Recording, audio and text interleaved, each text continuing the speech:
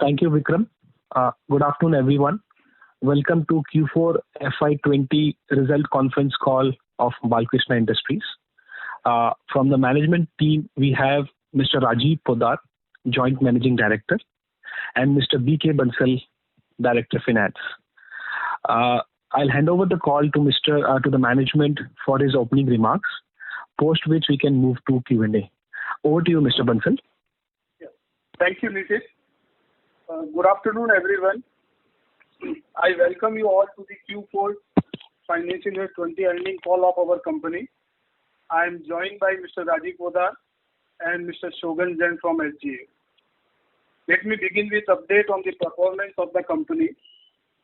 During the last earnings call in Feb 2020, we had indicated that we should be able to cross 2 lakh metric ton sales volume for FY20.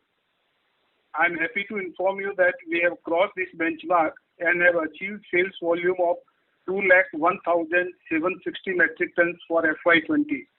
This is despite shutdown of manufacturing operations and dispatches across all our plants for 8 days in the month of March 20 due to lockdown on account of COVID-19.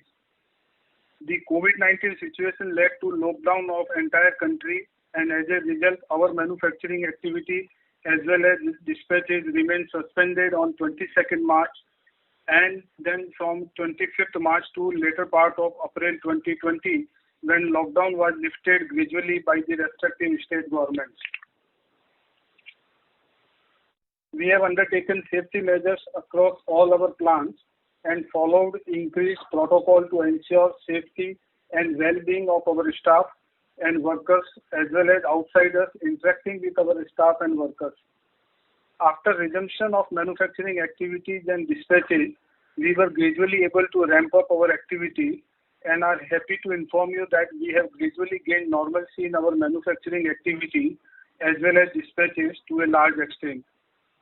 Our diversified product portfolio, strong presence across the globe, multiple sourcing bases of raw materials, and strong balance sheet with no long-term debt makes our company resilient to face any challenges and to maintain competitive edge in the global market. Our carbon black project is also running smoothly and we are able to ramp up production continuously. Let me now update you on the capex front. As you know, the first phase of carbon black project is already up and running. The second phase of the project, with a capacity of 80,000 metric tons per annum, was commissioned on 12th March 2020, much ahead of its scheduled date of completion. Now we have a total capacity of 140,000 metric tons and are self-reliant in terms of our carbon black requirement. The third-party sale of the carbon black was well accepted in the market on the strength of our quality. The remaining capex program of the company are broadly on track. However, the completion will depend on the COVID-19 situation, which is changing rapidly. I now move on to performance highlights. Our sales volume for the quarter was 57,966 metric tons, showing a growth of 5% YOY and around 22% quarter on quarter. For FY20, sales volume stood at 2,01,760 metric tons, showing a degrowth of 4% YOY. Our standalone revenue for the quarter stood at 1,389 crores, showing a growth of 3% on year-on-year basis. This includes realized gain on foreign exchange pertaining to sales of rupees 32 crore. For FY20, standalone revenue stood at rupees 4,898 crore, which includes realized gain on foreign exchange pertaining to sales of rupees 115 crore. On the EBITDA front, for presentation purpose, we have shown the interest income from investment and unrealized gain of the loss below the EBITDA, while realized foreign exchange items have been shown above EBITDA. Accordingly, the standalone EBITDA for the quarter was at rupees 407 crores with a margin of around 29.3%. The standalone EBITDA for FY20 was at 1,381 crore with a margin of 28.2%. Other income for the quarter stood at rupees 66 crore, which includes net gain on foreign exchange to the tune of rupees 29 crore and other income from investment of rupees 38 crore. For FY20, other income stood at rupees 249 crore, which includes net gain on foreign exchange to the tune of rupees 131 crore and other income from investment of rupees 117 crore. Coming to the net forex items, for the quarter we incurred a net forex gain of rupees 29 crore, which includes realized gain of rupees 35 crore and unrealized loss of rupees 6 crore. For FY20, we incurred net foreign exchange gain of rupees 131 crore, which includes realized gain of 132 crore and marginal unrealized loss of rupees 45 lakhs. Profit after tax stood for the quarter was at rupees 257 crore, showing a growth of 39% on year-on-year basis, while for FY20 it was recorded at 945 crore, showing a growth of 21% on year-on-year basis. The profit after tax has been higher on account of reduced taxation rate pursuant to changes in the corporate tax rate during the year, as well as remeasuring of cumulative deferred tax liability. We continue to be a zero long-term debt company. Our cash and cash equivalents were rupees 1086 crore, implying net cash position on the long-term side. For FY20, we incurred a capex spend of rupees 761 crore, and we expect to spend another rupees 600 crore during current financial year, largely towards the ongoing capex program as well as routine maintenance capex. Since the current environment is very dynamic, it is difficult to estimate the level of operation which we may achieve in the current year, and that is why we are refraining ourselves from giving guidance for the current financial year. However, if everything remains what it is as of today, we should be able to maintain the similar level of performance what we have achieved during last financial year. We will keep updating going forward with all the changes which may have major impact on our business operations. With this, I conclude my opening remarks and leave the floor open for question and answer. Thank you. Thank you very much, sir. Ladies and gentlemen, we will now begin the question and answer session. Anyone who wishes to ask a question may press star and one on your touchtone telephone. If you wish to remove yourself from the question queue, you may press star and two. Participants are requested to use handsets while asking a question. Ladies and gentlemen, we will wait for a moment while the question queue assembles.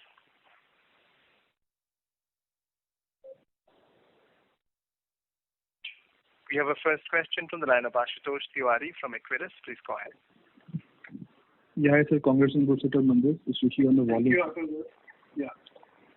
Sir, firstly, can you share the geography-wise mix for the year and for the quarter? Sure.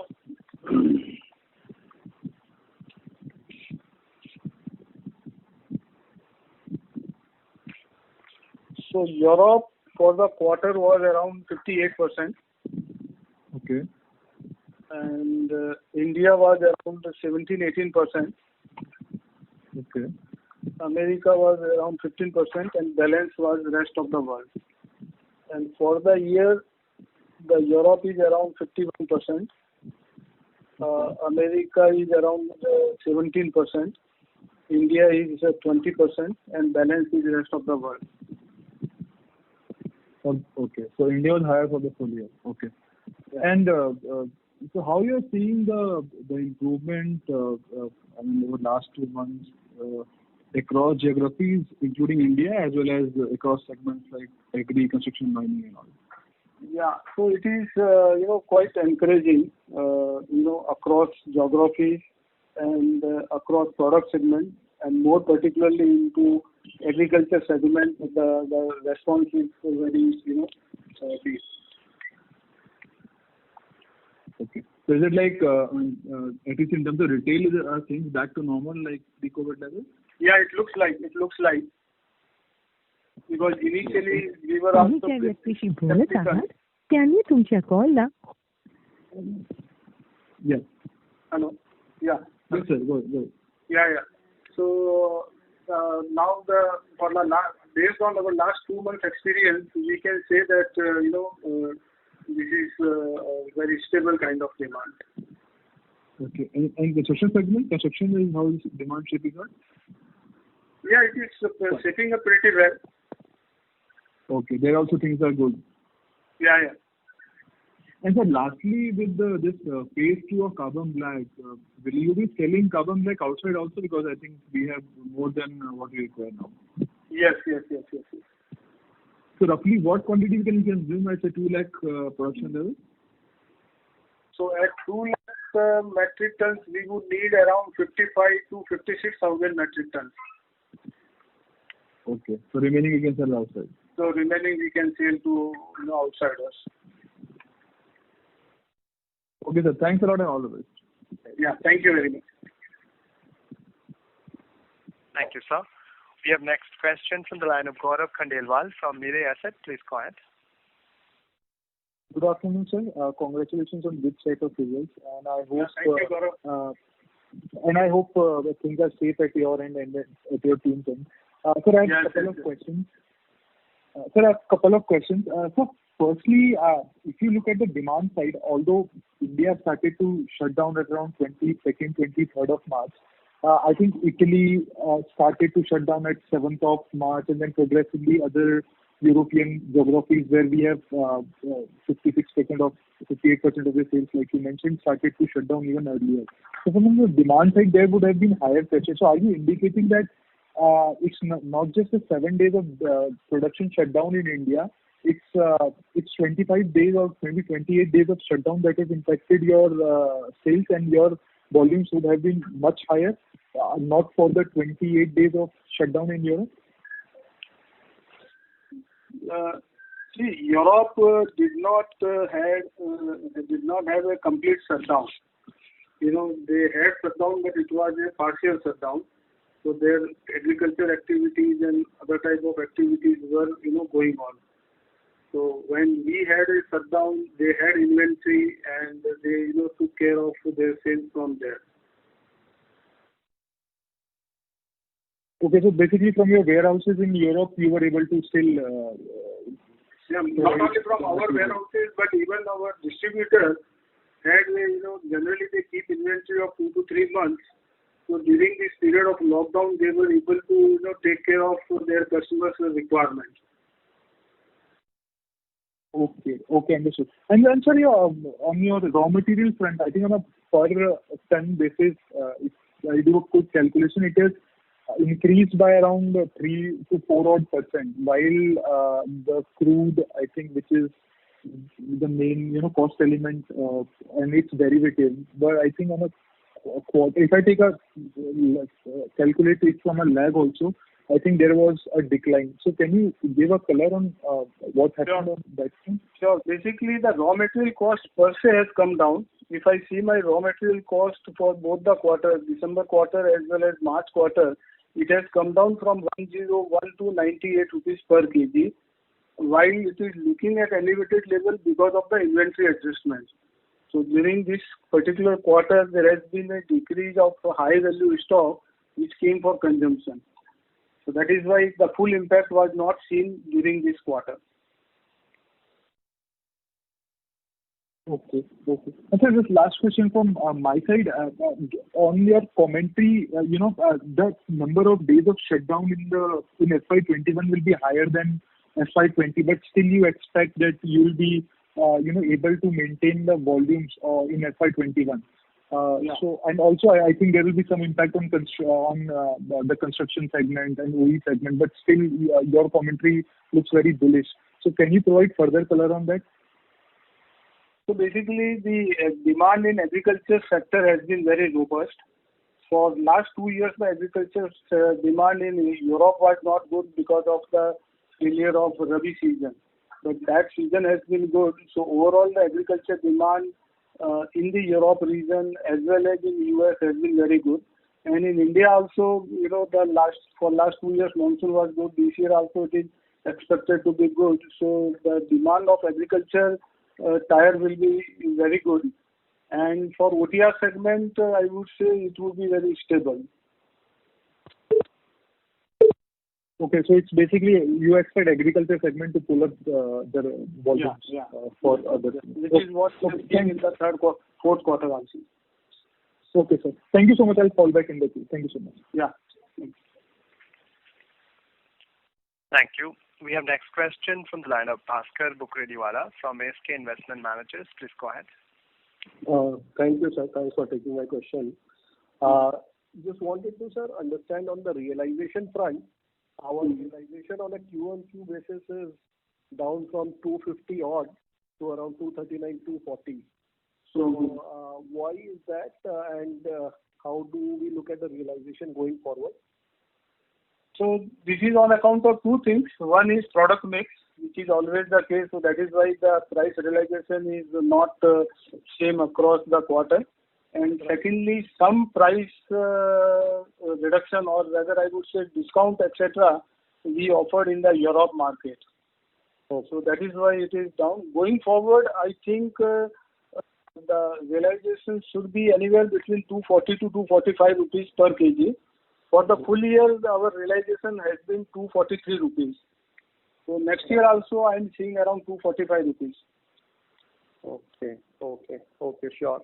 And sir, just one question on the your capex side. So how much is currently pending on Bhuj plus Waluj put together? And of that, if you could give us a schedule, how much would be done in 22 and how much will probably spill over, if at all, to 23? Basically, now two projects are left. One is Waluj and another one is Bhuj. Right. The residual capex on both the sites would be around 500 crore. So that will be spent during the current financial year. We are trying our best to complete it in the current financial year, but with a caveat of delay of 1 quarter maximum. Okay. So 500 crore is what is left for both put together. For both put together. And on this asset base currently what you have, just couple of questions. What would be your run rate of maintenance capex going forward, including this year? I think it should be around 150 crores. 150 crore of maintenance capex. Okay. Right.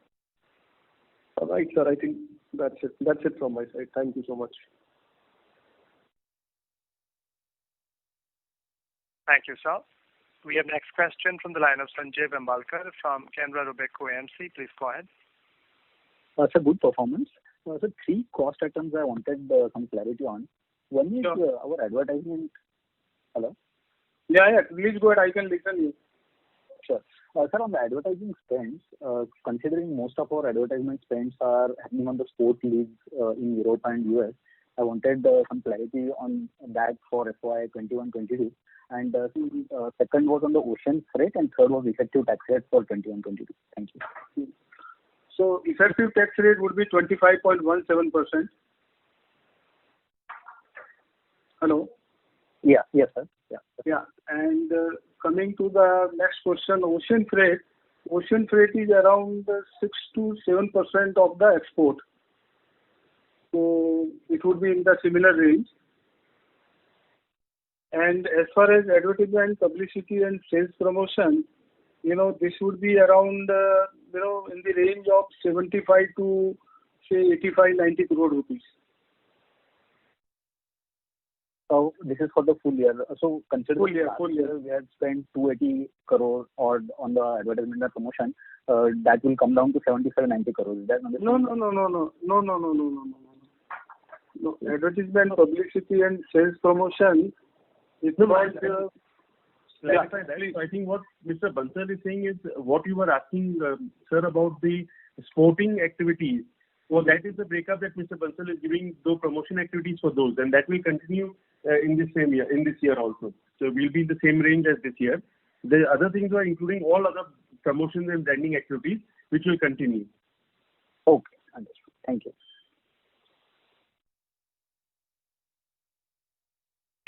Thank you, sir.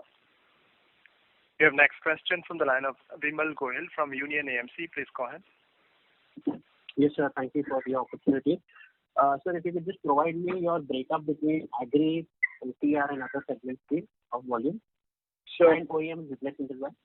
Yeah.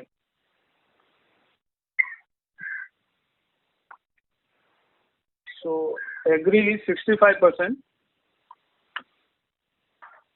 and OTR is around 31-32%, and remaining 3% is on account of ATV and lawn and garden.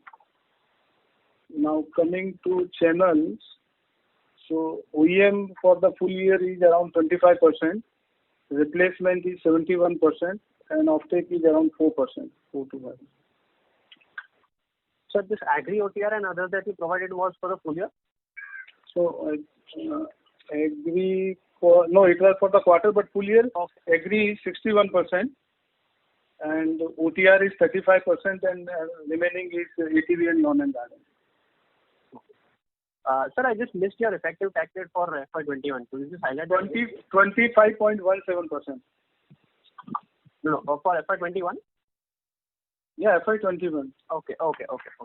And sir, secondly, sir, if I were to look at the commentary of some of your customers, that has been sort of slightly downbeat, and or probably even they have refrained from giving guidance.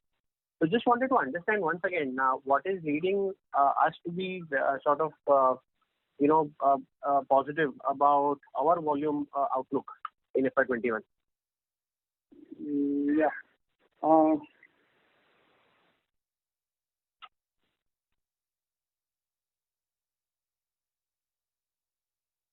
Yeah, basically, as I said, in the last 2 months, we have seen a good demand in agriculture segment across geographies.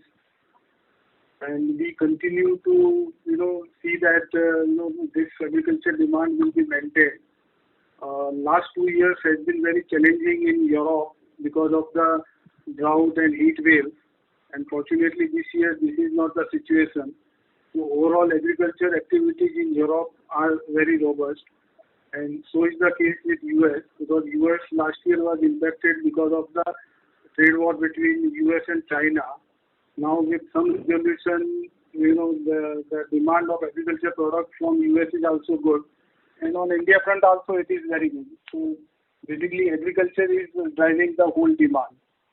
And on OTR front, while the new capex etc. May be delayed, but since we are gaining the market share, so we will continue to maintain our share and we will have a stable demand.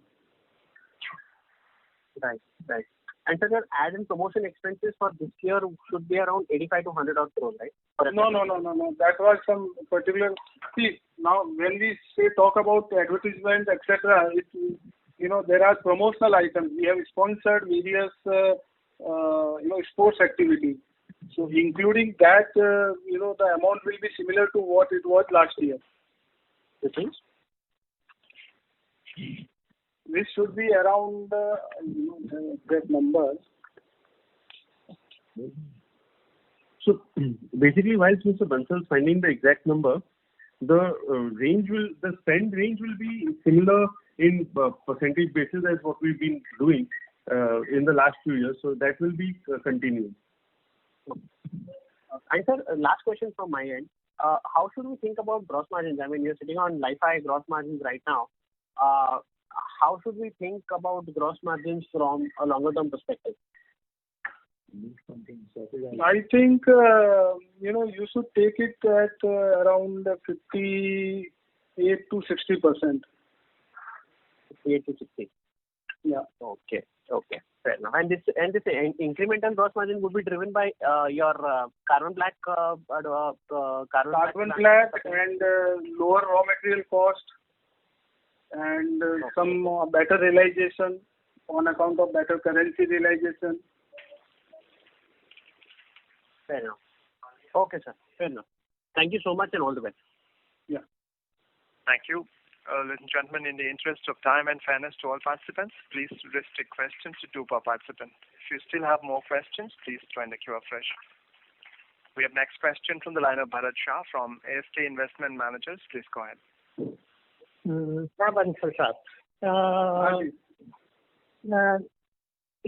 What is our exposure to China in terms of raw material, and is there any kind of dependence which, but for them, we can't fulfill? I'll answer that question. So as of now, I'll answer it in two parts. First is the dependence of China, that without that we cannot do. So there is no such raw material as of now that we don't have alternates to. So in fact, over the last few years, we have been looking at various options from across the globe. So there is a very little part which is coming currently from China, and that is also just as a backup. So there is nothing that we would need for our raw material to depend fully on China.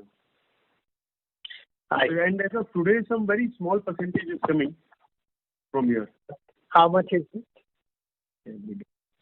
Exact breakup I would not have, but it would be around 10%, 10 to 12%. So what I understand is current percentage itself is low, and if push comes to shove, we can substitute by any other substitutable vendor or source. Yes. It is not as if China playing funny can stop our operations. No, not today. Because we have developed alternate vendors over the last few years and from different parts of the world. So there is no dependence on any particular geographical region. So we've de-risked the raw material sourcing in that sense. All right. Thank you, sir.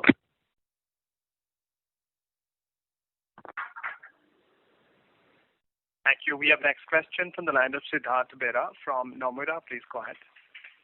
Yeah, thanks for the opportunity, sir. And congrats on the great set of results. Sir, can you give us some more color on how the trend has been on the agricultural side for May and June? Are we seeing growth? And like as you have said that some sales have also happened from the inventory where it is around 2 to 3 months. That means that, there will be, how much scope will be there to again and refill the inventory and drive sales from it?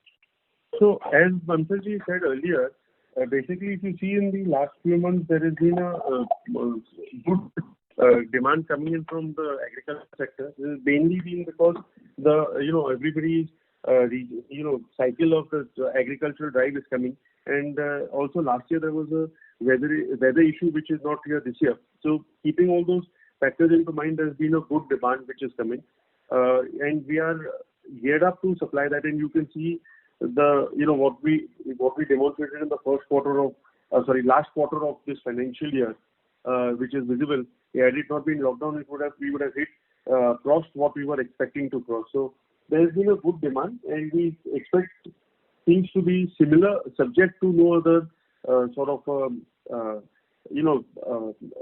scenario like a COVID extension, say wave 2, or if no other factors come in, key factors come in, then we should look at hitting numbers what we've hit this year.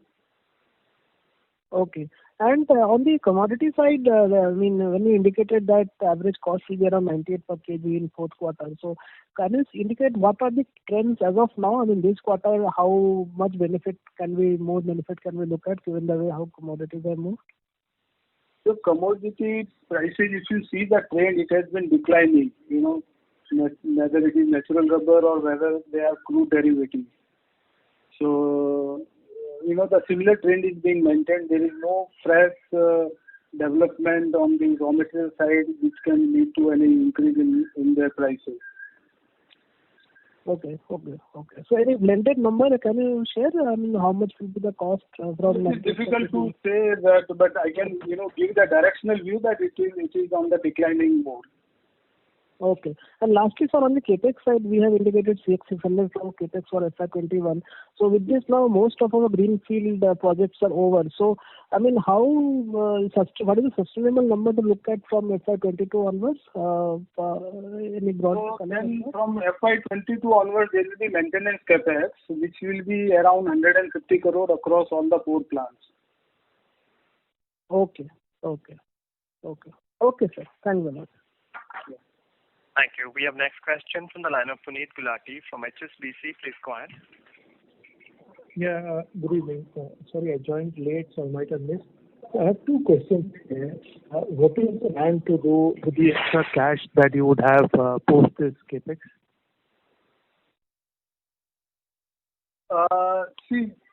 See, as of now, there are no plans, so that would remain as an investment. And if the level of operation increases, then 2 years down the line we may have requirement of the further capex. So as of now, there are no plans. Okay. And what about the carbon black, which will also be surplus now that you have full 140,000 commissioned? How are you planning to sell it as a surplus? So we have contacted with Ranjit. Sorry, Bansalji. So basically our carbon black has been well accepted in the marketplace, and lot of the leading rubber and tire manufacturers are already we've gone through the phase of testing with them, and we've got approval. So we are already supplying to leading companies in India at the moment. So we are quite confident that the extra capacity which we have will be easily sold, and our capacities will be occupied. Okay. So can you give some sense of what kind of realization you are getting, and what is it costing you to produce the same? Those numbers are readily not available, but I can say that it is giving us a good margin. What we had indicated earlier is better than that. Okay. Yeah. Okay. Great. That's all from my side. Thank you so much. Yeah. Thank you. Thank you. We have next question from the line of Bharat Gyanani from Sharekhan. Please go ahead. Yes, sir. Thank you for the opportunity and congratulations on a good set of numbers in a challenging scenario. Sir, two questions from my side. If I take your overall raw material basket, then how much of it is the natural rubber and how much of it is crude-based derivatives? Just a rough indication will be fine. Yeah. So natural rubber is 35%, and then there is 3% of bead wire. So other than that, so remaining around 60-62% are crude derivatives. Okay. And sir, next question from my side is in FY20 we achieved 2 lakh approximately 2,01,000 of finished goods of sales in metric tons. So my question is that how much of because 60,000 MT was the capacity that we achieved towards the end of the year. So my question is that in FY21 how much was the carbon black that we could actually use, or was it that full was utilized in FY20? So that was my question. No, full was not utilized. So in FY21 the internal consumption would be around 55,000. And balance we would try to sell in the open market. Okay. No, sir, I'm talking of FY20. So FY20 we would have required 54,000. So were we able to source entire 54,000 from inside, or we had to source from outside? That was my question for FY20. FY20, since the time we started our manufacturing, we have been sourcing internally only. So we've been able to do fully from inside, in-house. Okay. Because basically, if I'll re-clarify that. So the hard line or the phase 1 which was there, it started off in June or July last year. Since then, the hard category we stopped importing, buying from outside, and the soft which just started. So we've just stopped that, and going forward, the full impact will come in this financial year. But we will be 100% in self-sufficient from this year for all the grades. Okay. No, but for FY20, how much we were self-sufficient? That was my question. So from the time we started our hard line, we were fully self-sufficient on hard grade. Soft grade, we just started a few weeks back, a few weeks before year end. So that's why that impact would not have come in that year. But from the time we restarted, we are fully self-sufficient. We are getting everything in-house. So because there are two different grades, hard grade and soft grade. So we didn't earlier make the soft grade, so which we had to keep on procuring from outside. We started our plant, and overall there was a lockdown in the factory, so that's why we could not utilize that. And once we restarted everything, but that was in this financial year, everything hard and soft both have been self-sufficient in-house.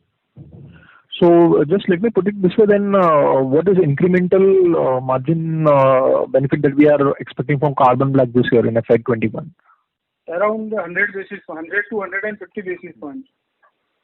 Okay. Okay. Thanks and all the best. That's all from my side. Thank you. So we have next question from the line of Nishant Vas from ICICI Securities. Please go ahead. Yeah, hi sir. Thank you for the opportunity and hope everybody is well at the company. So first question is more in European agri market. I think for that, sir, if you will be shed some light in terms of some of the countries which have outperformed, export data indicates France has been quite big outperformer. So have we also gained market share there? Is something on that side happening?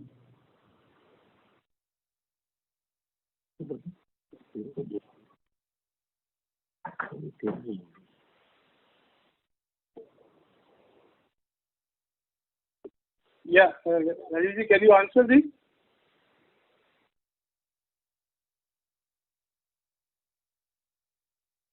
Sorry, we lost the question. We lost connectivity a little bit. Can you just repeat the question? Yeah, sorry for that. I was saying in agri Europe, you're saying that there is a strong traction. So the data that we see from exports indicates that France is doing extremely well. So I was just trying to understand, is that also one of our strong markets? Have we gained some overall market share in the European region last year on the agri? So basically, France has been one where we've actively been doing branding and sponsorship, with the title sponsorship of the Coupe de la Ligue football. So we are seeing the impact coming in for that. There has been a good pull for us in French market also. So it's sort of giving a payback on that now with the brand recognition going up. So it's gone up nearly 10 to 20 basis points from where we started off. So you're seeing that in the numbers coming up, and France has been a good traction point for us. Okay, so basically the A&P spend that we have been doing are basically now starting to reflect on our market share side. That's how we should think about it. Yeah. Okay, and you would assume this would be also replicable in other markets that you have been targeting in similar fashion, right? Australia, Latin America, and Italy, or some of these other markets. Is that also how you should think about it? Yeah, overall there will be a good traction. Yeah. Okay. And sir, for the full year, was there any big market share change on the way you indicate market share globally? Any change? No, not year on year, nothing, because that way, it has been very stable.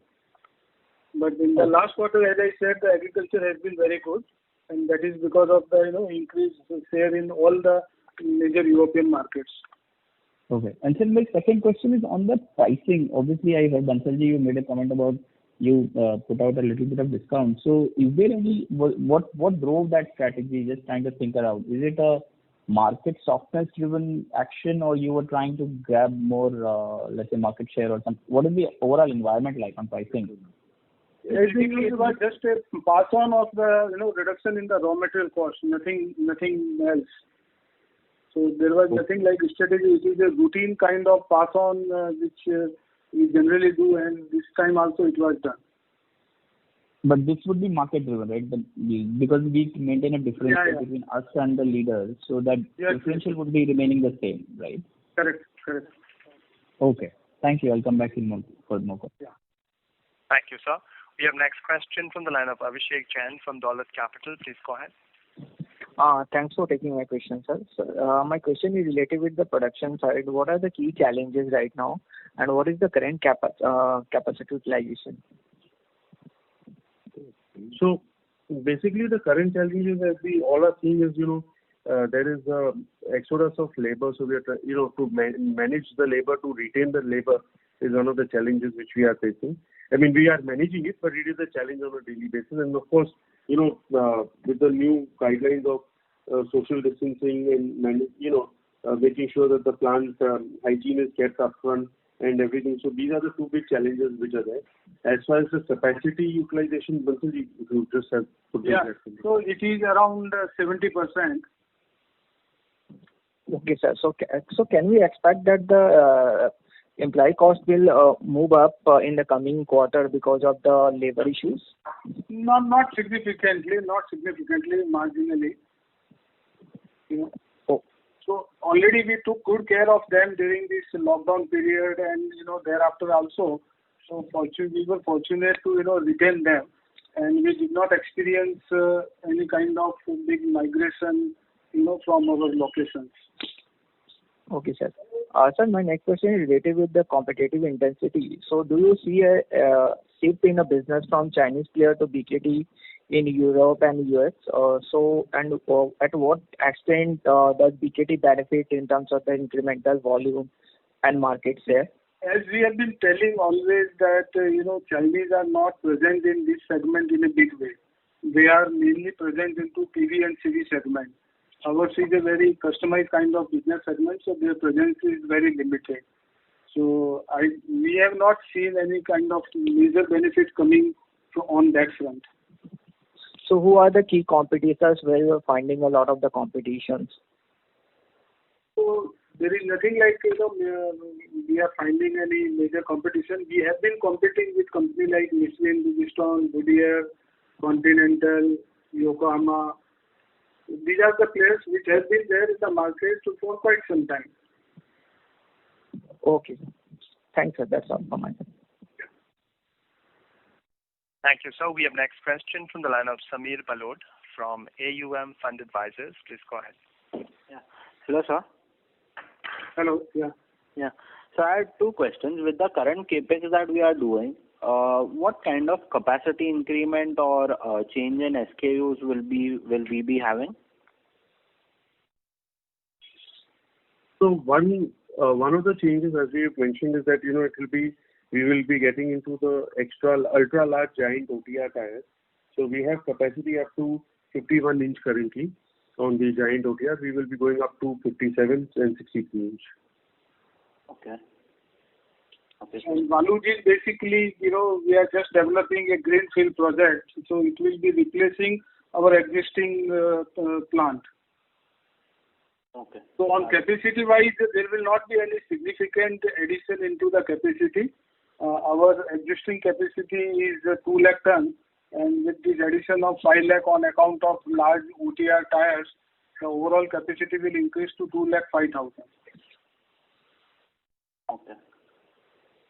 Okay, thank you, sir. And the second that I had was, with the current agri customer situation in Europe, are we seeing any change in terms of, for farmers to buy newer tractors, or are we still seeing the replacement demand going more and more, basically? Yeah, so we think that the replacement cycle will, in this current short period, the replacement cycle will be driven much more than the OE. So we are pushing on that. Okay, so so basically no one will buy newer tractors, and with the current liquidity position and the current situation, people will just reutilize their tires or change the tires itself. That's it. This possibility will be more than the OE buying a new tractor. So that's what we are seeing. We are thinking will happen. Okay, thank you, sir. Thank you. We have next question from the line of Dhawal Doshi from Pinpoint Asset. Please go ahead. Thank you, sir. My questions have been answered. Great set of numbers. Congratulations. Thank you. Thank you, sir. We have next question from the line of Viraj Kacharia from Securities Investment Management. Please go ahead. Yeah, hi. Thanks for the opportunity. Most of my questions have been answered. Just have two more. One is, for the India market, you said the demand is equally strong in farm. So is it possible for you to just give some color in terms of how the demand from OE and replacement has been, how the trend has been in farm? And what is our market share now? The idea, or your thought process was to focus on India as well in terms of increasing the share. So that is one. And second, for us, the overall reliance on raw material is relatively lesser. But when it comes to other players in the industry, especially in India, does that put us in a very significant advantageous position in terms of gaining share in India? Thank you. So on the on India front, if you can see, our numbers have been constantly growing. So only about used to be about 6% is today roughly about 20% of the enhanced growth. And we've seen a good acceptance of our product, and the quality is good. People are now recognizing the brand with the various activities that we are doing with our brand ambassador, Sunny Deol, and other activities in the sporting activities and overall branding that we are doing, there has been a good pickup of the brand and good recollect and good connect with the farming at the farming level with the end users. Our market share in India would be per se in the last 3 years that we've been actively pursuing this market would be close to about 5 to 6% in the Indian market. And going forward, we see. Sorry, go ahead. No, sorry. And we see a good demand for us in India, and we expect this to continue. As the brand gets more and more accepted in the replacement market, we will see a pull in the OE also. OE market, because our distribution network is now fully covering pan India, and with that service is also possible. So the OE should also come in, and we are exporting. As we said, India is one of our focus markets. We foresee that to happen. So there's 5 to 6% market share is largely in the replacement, right? We're not yet into OE. No, we are there with OEs, but OE is a very small percentage yet. This is mainly focused on replacement, and then slowly in the coming years now we'll focus on the OE in India as well. Okay. How would be the industry OE replacement mix? Just to get a perspective in terms of what the opportunity could be for us. So OE would be around 45 to 50%, and the replacement would be 50 to 55%. Okay, and given the kind of RM environment we are seeing right now, have you taken any price cuts in India as well? I mean, India, I don't think we have taken any price cut. No, nothing. That's all from my side. Thank you. Thank you. So we have next question from the line of Praveen Yolekar from CGS CIMB. Please go ahead. Hi sir, thanks for the opportunity. Sir, my question was on the forex. What was the hedging rate for the last quarter for us? 80 rupees. 80 rupees. Okay. Yeah. And how much are we hedged for the next year, and what is our hedging rate going forward? So for the next year, the rate should be somewhere between 82 to 83. Okay, and almost 65% we are already hit. Yeah. Okay. Yeah. Thank you. That's it. Thank you. We have next question from the line of Ankit Kanodia from Smart Sync Services. Please go ahead. Thank you for taking my question. First of all, I had one follow-up question related to one of the participants, the replacement and OEM mix which we were talking about. It was on India basis, right? No, yes. It is globally. This is globally, So globally we'll be having roughly around 55 replacement and 45 OEM. So replacement 55, yeah. 50 to 55 is, or roughly you can say 50-50 is replacement and OE mix across the globe. Okay. And what would be in India? India, I think it should be similar. We do not have accurate data.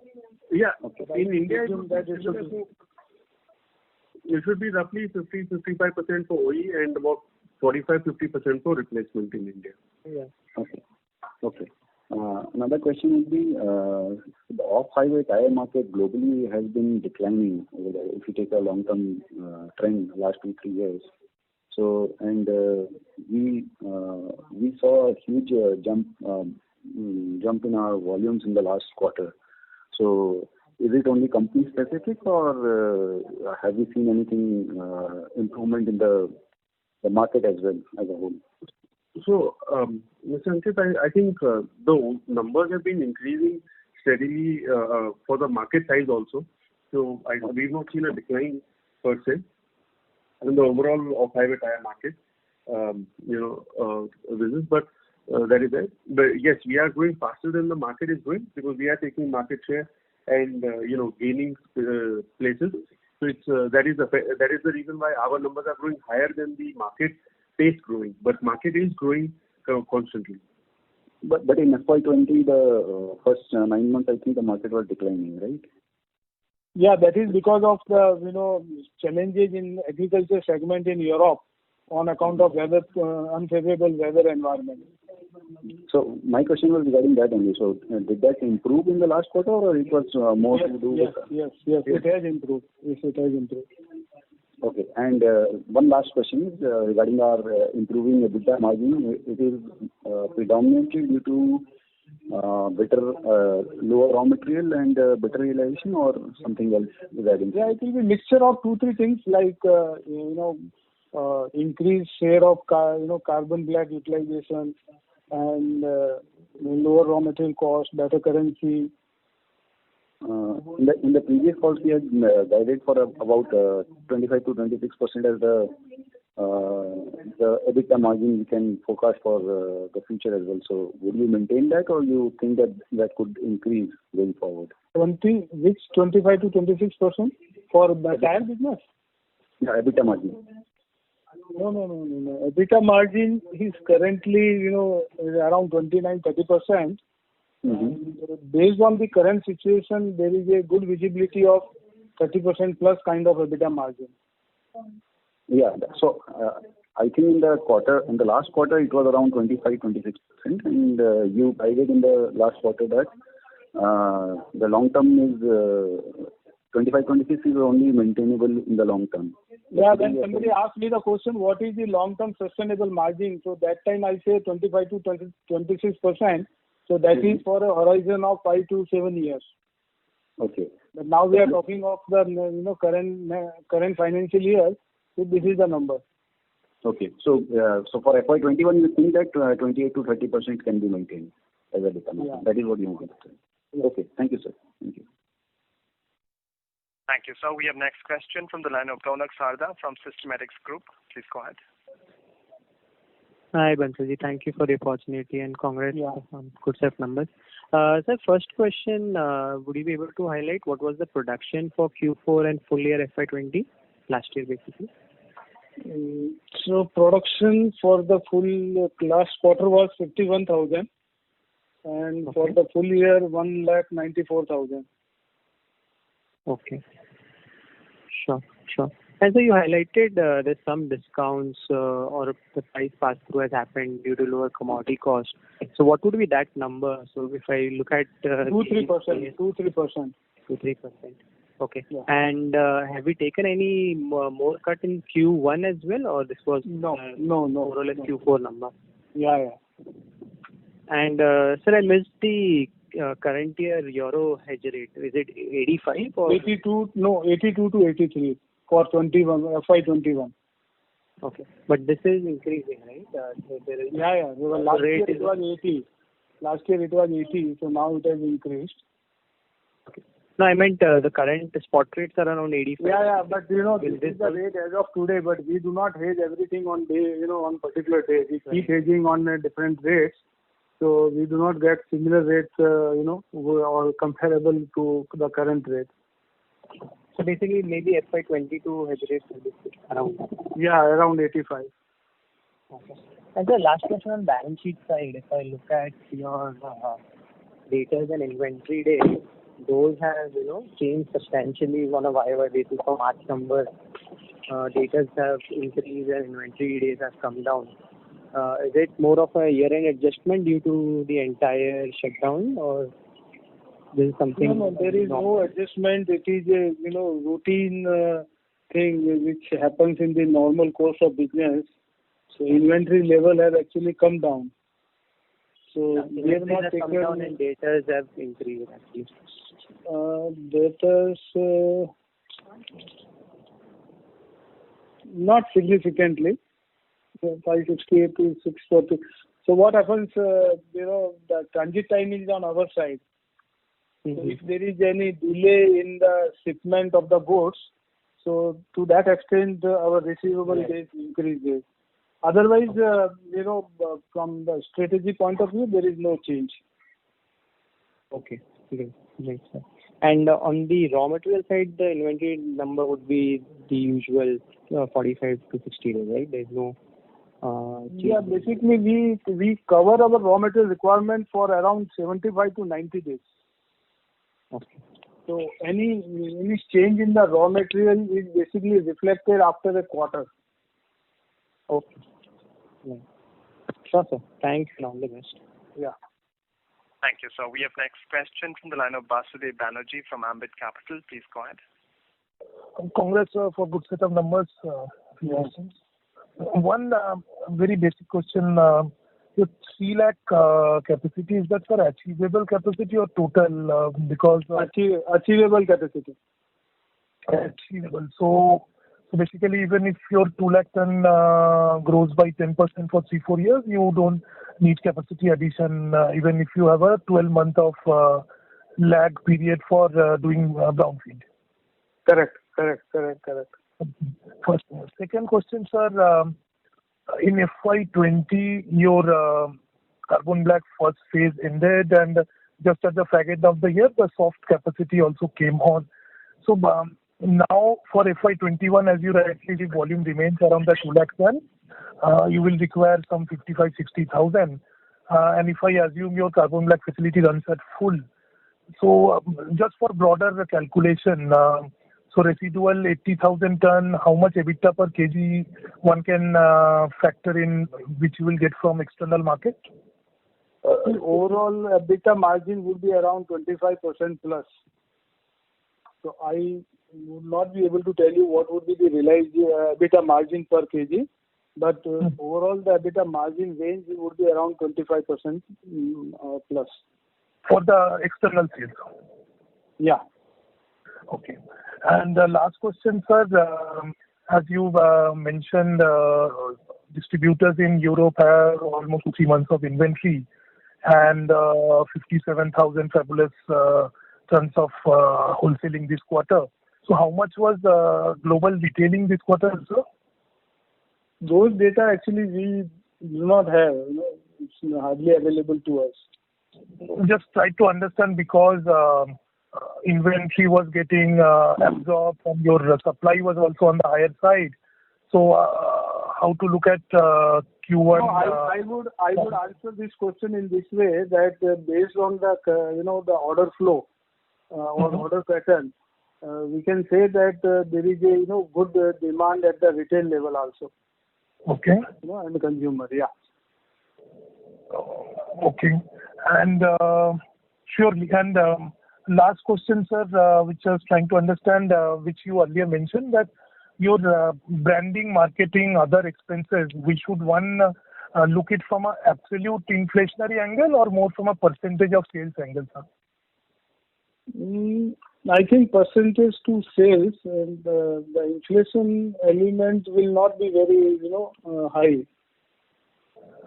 No, because with volume increasing, revenue increasing, that also continues to increase. So if I keep percentage to sales remaining same, ideally that should help operating leverage, but that typically does not happen. See, you will have to take range because most of the other expenditure are variable.